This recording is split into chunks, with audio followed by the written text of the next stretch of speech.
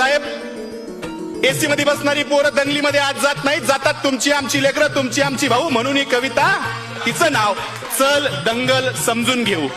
आदेश आले, अफवा आल्या, रंगीबिरंगी झेंडे आले, दगडासोबत धोंडे आले, कळपा कळपाना गेंडे आले, धर्मासाठी कडवे आले, मतांसाठी भडवे आले.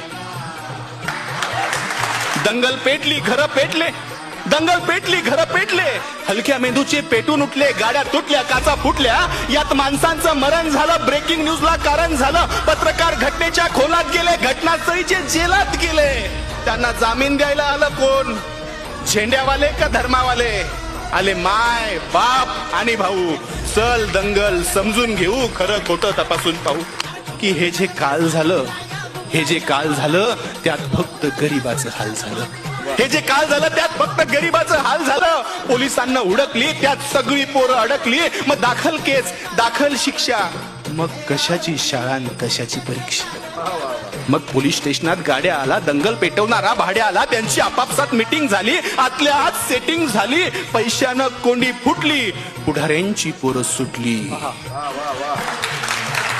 असं सगळं घडतं दंगलीच्या भोवताल, असं सगळं घडतं दंगलीच्या भोवताल.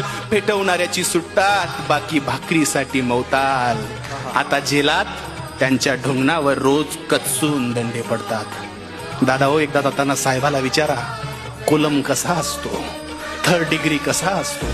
आता त्यांच्या ढुंगणावर जेलात रोज कचून दंडे पडतात. पेटवणाऱ्याची सुटली, बाकी सालो साल सडतात. असं सगळं दंगलीमध्ये होत असतं भाऊ.